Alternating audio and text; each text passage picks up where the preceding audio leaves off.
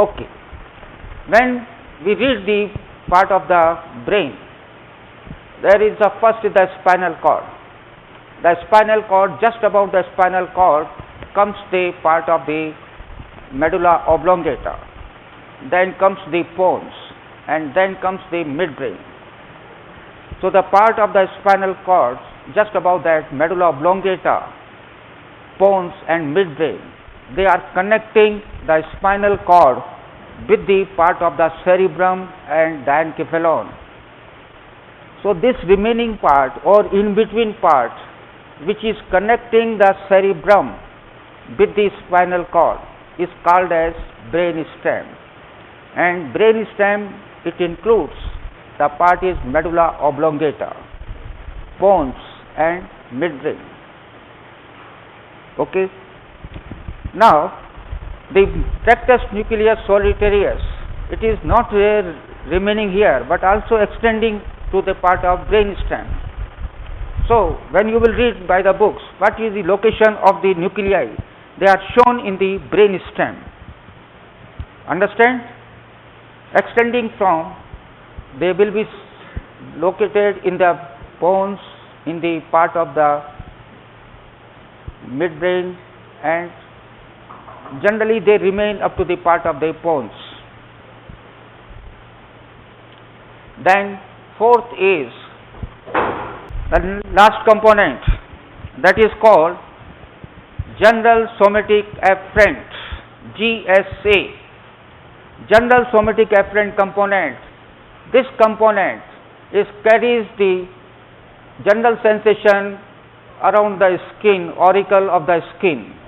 It carries the general sensation from the auricle of the skin, also the some part of the tympanic membrane, and the fibers they reaching and opening into the spinal nucleus of trigeminal nerve. So these are the various nuclei and components of the facial nerve. I had told you about the special visceral efferent, general visceral efferent, special somatic afferent, and last is general somatic afferent. The various nuclei related to these components are motor nucleus of the facial nerve, superior salivatory nucleus, the lacrimatory nucleus, and the nucleus rectus solitarius and spinal nucleus of trigeminal nerve. All right. This facial nerve, it is attached to the brain stem by means of two roots. It is attached to the brain stem by means of two roots. One root is the thickest, that is the motor root. You can see in the diagram. The thickest root is the motor root and the thinnest root is the sensory root. So by this root, two roots, it is attached to the brain stem, or the motor root is the thickest and lying on the medial side, while the sensory root is thinnest. Another thing what we see, that this sensory root which is thinnest and lying in between on medial side of it is the motor root of the facial nerve.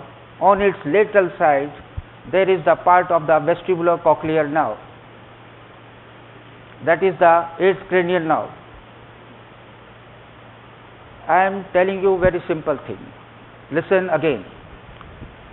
The sensory root, which is the thinnest, it is present between the two parts. On the medial side there is present the motor root of the facial nerve. On its lateral side, which is not shown here, is the vestibulocochlear nerve, that is the eighth cranial nerve. Because of its presence in between these two nerves, it is also named as nervus intermedius. So don't be confused. Nervus intermedius is the sensory root of the facial nerve. And why it is called nervus intermedius? Because it is present between the two parts. On medial side there is the motor root of the facial nerve. On its lateral side is the vestibulocochlear nerve, that is the eighth cranial nerve. All right.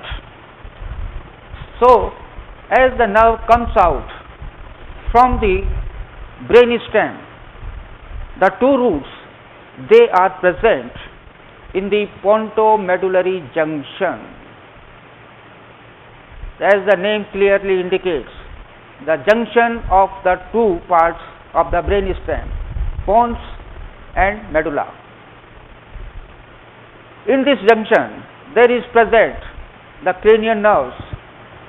These are the 6th, 7th, 8th, 9th. So 6, 7, 8. These cranial nerves, they are present here in the pontomedullary junction. So the facial nerve comes out from the brain stem by the two roots which are present. After coming out from the pontomedullary junction, the two roots of the nerves, they pass laterally, and as they pass laterally, they carries along them or along these facial nerve, the vestibulocochlear nerve and also the labyrinthine artery. All these structures, they are running laterally and reaching at the pontomedullary junction, and on the lateral side of this junction, after reaching this, the three structures, facial nerve, vestibulocochlear nerve and labyrinthine artery, they enter into the internal acoustic meatus. What is the internal acoustic meatus? You have done the ear or not? Have you been taught the ear, yes or no? फिर क्यों नहीं पता है? That is the part of the internal ear. Okay. Now look here, the nerve as passing through the, it is appearing into the internal acoustic meatus, then it run its course in the part of the internal ear,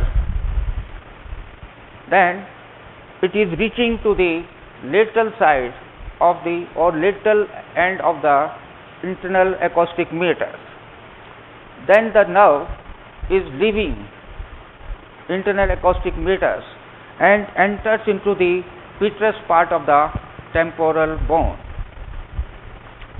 As the nerve comes here in the petrous part of the temporal bone, there is a canal, and that canal is the bony canal, and nerve is passing in this canal now. So the canal is named as facial canal.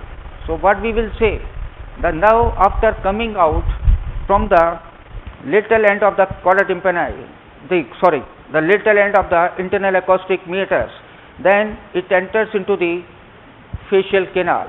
What is the facial canal? That is the bony canal present in the petrous part of the temporal bone. Look this part. This is the pons.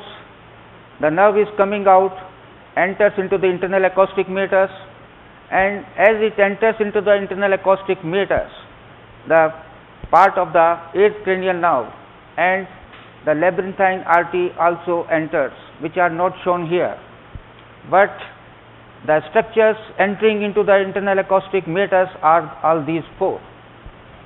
The nerve is running its course in the part of the, this is the facial canal.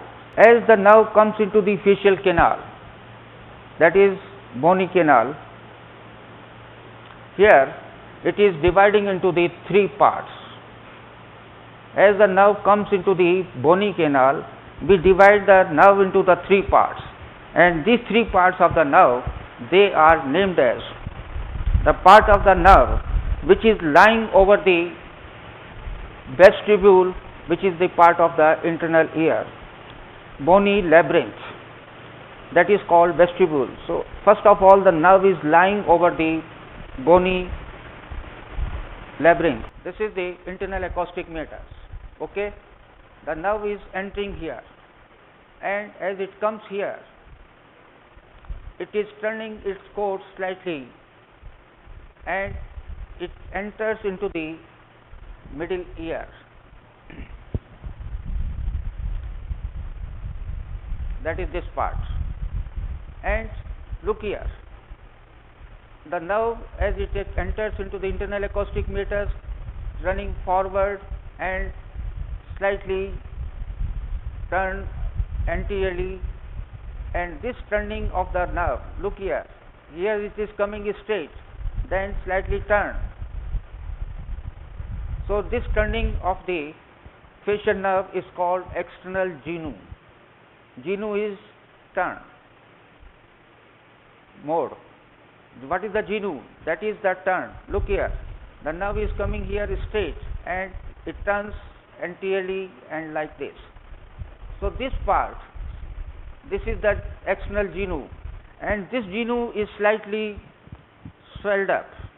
The swelling or the raised part of the genu is because there is present here the genicular ganglion, very important ganglion that I will talk repeatedly. So external genu is the part where the nerve is turned, and this turning of the nerve is slightly raised. This is raising or swelling of this part is because of the presence of genicular ganglion, and this is also named as external genu.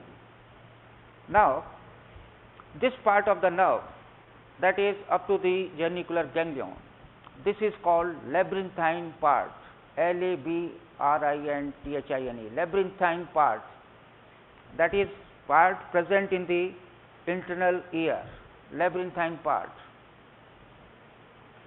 From this part, then the nerve enters into the middle ear. In the middle ear, the nerve is running its course along with the tympanic membrane. I hope you must be knowing the tympanic membrane. नाम तो सुना है कभी? Okay, good. इतना बहुत है.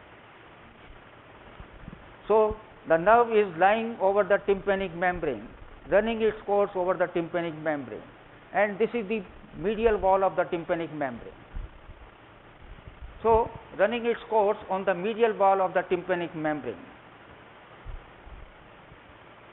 Now look here, again it is turning downward, and this is the posterior wall.